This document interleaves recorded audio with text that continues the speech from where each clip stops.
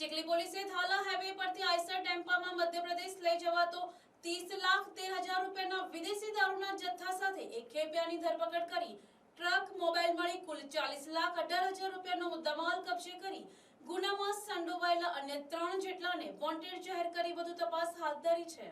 Chikhli police મથકનો staff પેટ્રોલિંગમાં હતો તે દરમિયાન પૂર્વ બાતમીના આધારે ચીખલીના થાલા પટેલ નર્સરી સામે નેશનલ હાઈવે 48 મુંબઈથી અમદાવાદ જતા ટ્રેક ઉપર વોચ ગોઠવી હતી। તે દરમિયાન બાતમી મુજબનો આઈસર ટેમ્પો નંબર MH43U8646 આવતા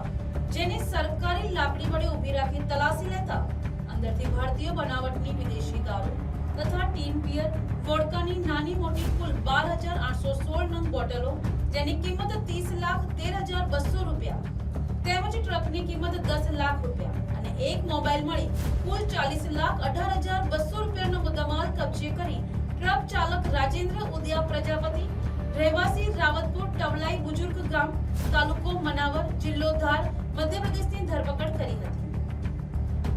જ્યારે દારૂનો જથ્થો ભરાવી આપનાર સોનું રહેવાસી દમણ તથા મુકેશ નથુ પ્રજાપતિ રહેવાસી ધાની તાલુકો ધામનોર જિલ્લો ધાર Madhya Pradesh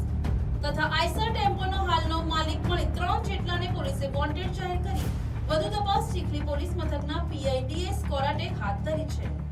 bureau report NTC news Navsari.